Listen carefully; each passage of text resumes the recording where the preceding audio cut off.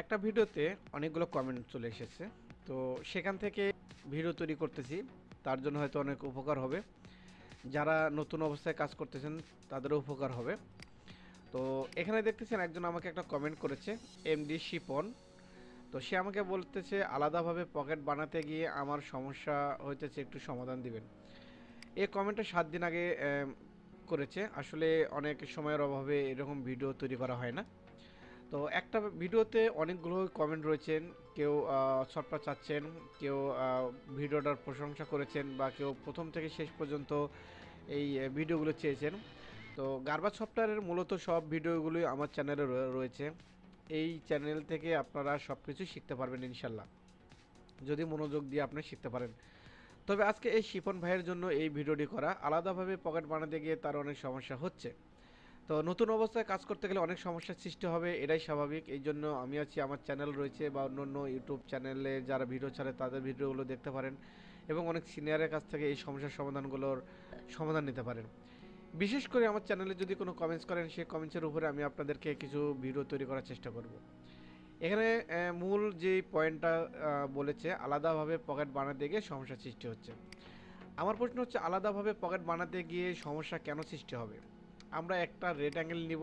Red angle নিয়ে আমরা পকেটের লেন্থ উইথটা দিয়ে দিব, তাহলেই তো আমাদের একটা পকেট তৈরি হয়ে যায়। তো দেখেন, আমি এখান থেকে লেন্থে দিলাম হচ্ছে 15 এবং উইথে দিলাম আমি 13 cm। তো ধরুন এই পকেটটা আমার এখানে তৈরি হয়ে গেছে। তাহলে এই পকেটটা তৈরি করতে তো এত সমস্যা সৃষ্টি হওয়ার কথা না। এরপর আমরা একটা মিড পয়েন্ট দেবো, স্প্লিট নিয়ে মিড পয়েন্টে ক্লিক করব, মিডলে একটা ক্লিক করে দেব, এবং যদি আমরা এটা একটু রাউন্ড দিতে চাই, রাউন্ড দিতে পারবো। মিড টেক করলে মিড টেক করতে পারবো। তো ভি পকেট করতে চাইলে ভি পকেট করতে পারবো। তো মূলত আপনারা যে রকম পকেট তৈরি করতে চাচ্ছেন, সেই রকম পকেটে আপনারা এভাবে তৈরি করে নেবেন। তো দেখুন, আমি কিন্তু একটা পকেট এখানে অলরেডি তৈরি করে ফেললাম, সেভ দিলাম। দেখেন পকেটটা কিন্তু তৈরি হয়ে গেল। এখন এই পকেটটাকে আপনারা যে কাজটা করবেন, হাই পয়েন্ট শোল্ডার থেকে যে মেজারমেন্ট রয়েছে, সেই মেজারমেন্টটা আপনারা ঠিক এভাবে নিয়ে নেবেন। ওকে, নিয়ে নেওয়ার পরে এরপরে সেন্টার থেকে যে মেজারমেন্টটা রয়েছে, সেই মেজারমেন্টটা আপনারা এখান থেকে নিয়ে নেবেন। তো ধরুন আমরা এখান থেকে সেন্টার থেকে মেজারমেন্টটা নিয়েছি, এবং এখান থেকে আমরা হাই পয়েন্ট শোল্ডার থেকে মেজারমেন্টটা নিয়েছি। নেওয়ার পরে আমরা যে কাজটা করব, এই পকেটটাকে ঠিক এইভাবে পয়েন্টে ধরে আমরা এই পয়েন্টে এখানে বসিয়ে দেব। তো দেখতেছেন এটা কিন্তু অনেক কাছাকাছি চলে আসছে। আমি এখান থেকে স্প্লিট দেবো, দিয়ে এইটাকে একটু ডিলিট করে দেবো এখান থেকে।